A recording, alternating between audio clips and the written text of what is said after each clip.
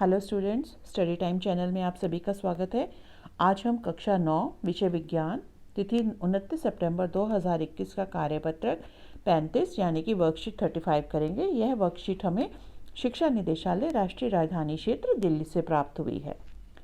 इसमें ये वर्कशीट जो है चैप्टर 8 पर आधारित है और इसमें आज हम गति के अंतर्गत वेग और त्वरण की जानकारी लेंगे। तो पहले हम वेग के बारे में देखेंगे। इसमें है किसी वस्तु की एक निश्चित दिशा में चाल उसका वेग कहलाती है। मतलब जब आपकी एक किसी निश्चित दिशा में हो तो उसको हम बोलते हैं वेग, जिसे चाल की तरह v से निरूपित करते हैं। वेग को इस प्रकार ज्ञात किया जा सकता है। कैसे? वेग को हम v से लिखते हैं। वेग है विस्थापन बटा समय, तो विस्थापन हो गया s बटा t, तो v हमारे पास क्या आ गया? s बटा t। एक वस्तु की चाल ही नहीं अपितु उसकी दिशा का भी ज्ञान देती है।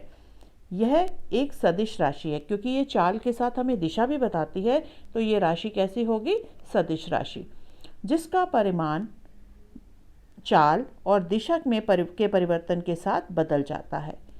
इसका एसआई मात्रक, ये देखिए एसआई मात्रक इसका है मीटर प्रति सेकेंड। यह शून्य भी हो सकता है।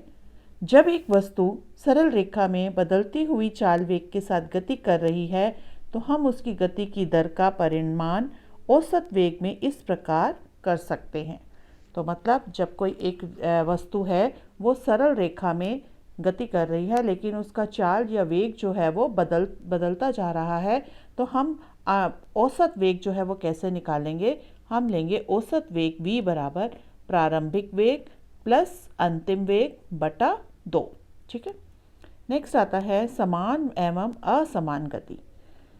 यदि एक वस्तु सीधी रेखा से गति करते हुए समान दूरी समान समय में पूरी करती है तो उसकी गति एक समान गति कहलाती है। मतलब क्या करेंगे कि कोई वस्तु है वो एक सीधी रेखा में गति कर रही है और गति करते हुए वो समान दूरी समान समय में पूरी करती है, तो कैसा होगा वो? कैसी होगी उसकी गति? एक समान गति कहलाएगी वो। ऐसी स्थिति में वस्तु का वेग भी एक समान रहता है। अगर एक समान गति है तो वेग भी क्या रहेगा? एक समान। परंतु यदि वस्तु अलग अलग दूरी अलग अलग समय में तय करती है तो वह असमान गति होती है। ठीक है, अलग दूरी अलग समय में तय कर रही है तो असमान होगी, और ये असमान गति में जो वेग भी होता है वो क्या होता है? असमान हो जाता है। इसे दो प्रकार में विभाजित किया जा सकता है, त्वरण गति, मंदन गति। त्वरण गति क्या है? इस गति में वस्तु का वेग समय के साथ लगातार बढ़ता रहता है। और मंदन गति में क्या होता है? इस गति में वस्तु का वेग समय के साथ लगातार घटता रहता है। ठीक है बेटा। तो अब हम इसके बाद पढ़ेंगे त्वरण। हमने जाना कि एक समान गति में चलने वाली वस्तु के वेग के समय के साथ कोई बदलाव नहीं होता, पर असमान गति में जैसे सड़क पर ट्रैफिक में चलती हुई कार का वेग समय के साथ बदलता है। जब हम एक समान गति में चलते हैं, ठीक है, तो वस्तु का वेग जो है वो एक जैसा ही रहता है, कोई उसमें बदलाव नहीं होता। लेकिन जब असमान गति हो जाती है, जैसे आप सड़क पे जा रहे हो तो उसमें क्या है, कभी आपको ट्रैफिक मिलता है, कभी आपको खाली सड़क मिलती है, तो आपकी गति कैसी हो जाती है? असमान हो जाती है। तो कार का वेग भी क्या होगा? समय के साथ बदलता रहेगा। वेग में समय के साथ हो रहे इस बदलाव को हम एक अन्य भौतिक राशि में व्यक्त करेंगे जिसको त्वरण कहते हैं। ठीक है, तो ये हो गई त्वरण की परिभाषा। इसे सूत्र में a द्वारा, त्वरण को हम a द्वारा व्यक्त करते हैं। किसी वस्तु के प्रति इकाई समय में वेग में परिवर्तन के माप को त्वरण कहते हैं। ये हो गई आपकी त्वरण की परिभाषा।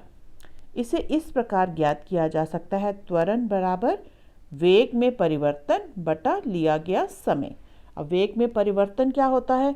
वेग में परिवर्तन होता है, यदि वेग में परिवर्तन तो क्या होगा? अंतिम वेग माइनस प्रारंभिक वेग। और समय कितना लिया उसने? t समय लिया। तो त्वरण हमारे पास क्या आ जाएगा? वेग में परिवर्तन क्या है? अंतिम समय, अंतिम वेग माइनस प्रारंभिक वेग बटा समय। तो अंतिम वेग जो है वो हम v से लिखते हैं, प्रारंभिक वेग जो है वो हम u से लिखते हैं। तो ये हो जाएगा a बराबर v माइनस यू बटा टी, ठीक है। और त्वरण का मात्रक जो होता है वो होता है मीटर प्रति सेकेंड स्क्वायर, ठीक है। इसको हम मीटर प्रति सेकेंड स्क्वायर लिख देंगे। और यहाँ पे अब नेक्स्ट देखिए, किसी वस्तु के त्वरण को वेग समय ग्राफ में निरूपित किया जा सकता है। तो ये जो ग्राफ है यहाँ पे जो शो हो रहा है ये क्या है, वेग समय ग्राफ है। और इसमें नीचे समय है और ऊपर क्या है, वेग है, ठीक है। यदि एक वस्तु सरल रेखा में चलती है और उसका वेग समान समय में समान रूप से घटता या बढ़ता है तो वह एक समान त्वरण कहलाता है, ठीक है। जैसे एक गिरता हुआ पत्थर जिसका वेग लगातार बढ़ता जा रहा है। तो ये देखिए एक समान त्वरण जो है उसका ग्राफ इस तरह से होगा, क्योंकि इसमें क्या है, समान समय में समान रूप से वो या घटता है या बढ़ता है, ठीक है। तो ये यहाँ पे आ जाएगा समय और इधर आ जाएगा आपका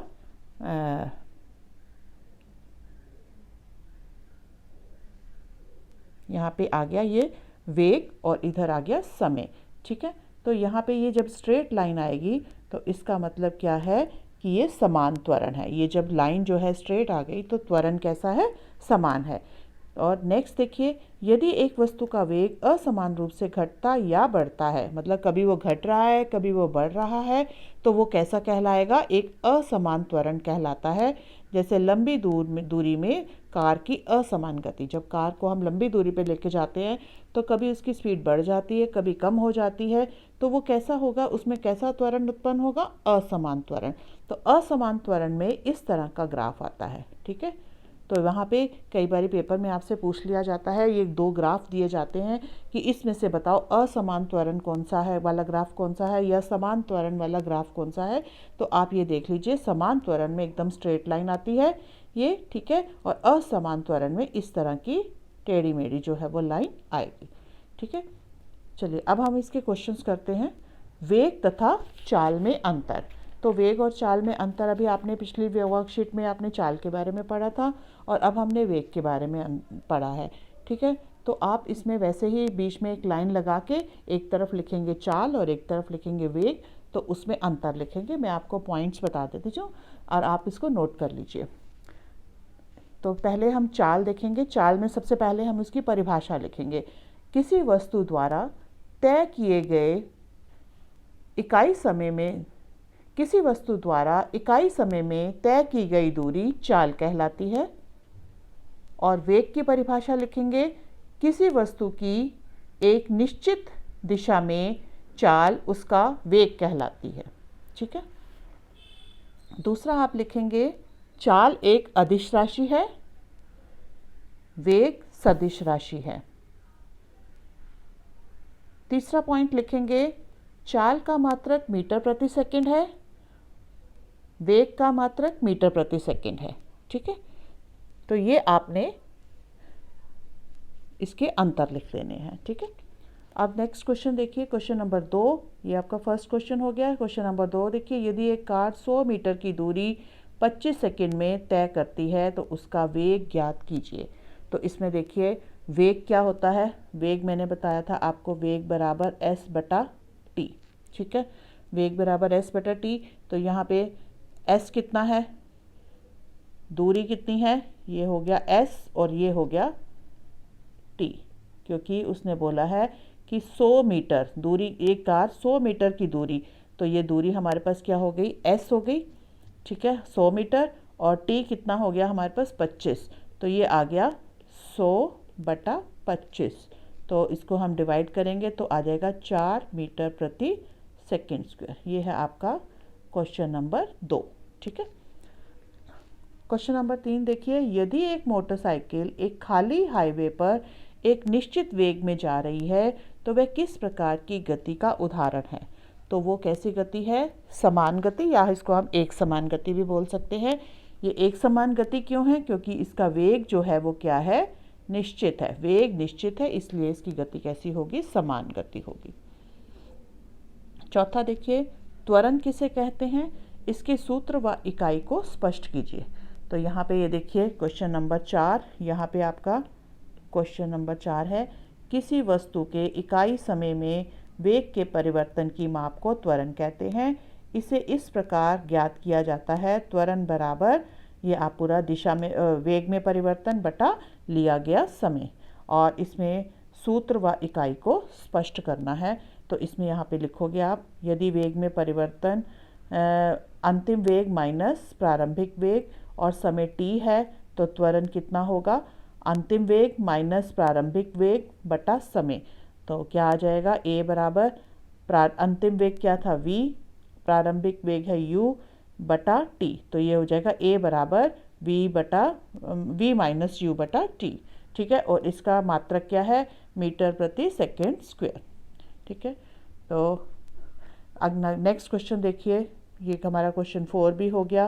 क्वेश्चन 5 देखिए, कोई कार एक समान रूप से त्वरित होकर 5 सेकंड में 5 मीटर प्रति सेकंड से 10 मीटर प्रति सेकंड की चाल प्राप्त कर लेती है, कार का त्वरण ज्ञात कीजिए। तो इसमें भी यही होगा, यहाँ पे a बराबर v माइनस यू बटा t वाला फॉर्मूला लगेगा। यहाँ पे प्रारंभिक क्या है, ये वाला है, और अंतिम क्या है, ये है। ठीक है, 10 सेंटीमीटर प्रति सेकंड हो गया। अब यहाँ पे a त्वरण क्या होगा, a बराबर कितना हो गया, v कितना हमारे पास यहाँ पे 10, ठीक है, अंतिम कितना 10 माइनस ये 5 बटा कितना आ जाएगा, समय कितना लिया उसने 5 सेकंड। ठीक है, तो ये आ जाएगा आपके पास 5 बटा 5 बराबर 1 मीटर प्रति सेकंड स्क्वायर। ठीक है, ये आपका इसका हल आ जाएगा, आप इसमें से त्वरण जो है वो ज्ञात कर लोगे। तो बेटा इसी के साथ ही आपकी वर्कशीट समाप्त होती है। अगर आपको ये वर्कशीट अच्छी लगी है और फ्यूचर में और भी ऐसी वर्कशीट्स जो है वो आप देखना चाहते हो, तो मेरा सब्सक्राइब बटन प्रेस कीजिए और बेल आइकन जो है उसको भी प्रेस कीजिए, ताकि आपको जो भी नई वीडियो बनेगी उसकी नोटिफिकेशन जो है टाइमली आपको मिल जाए। और अगर आपको ये लेसन अच्छा लगा है तो लाइक और कमेंट ज़रूर कीजिए। थैंक यू बेटा।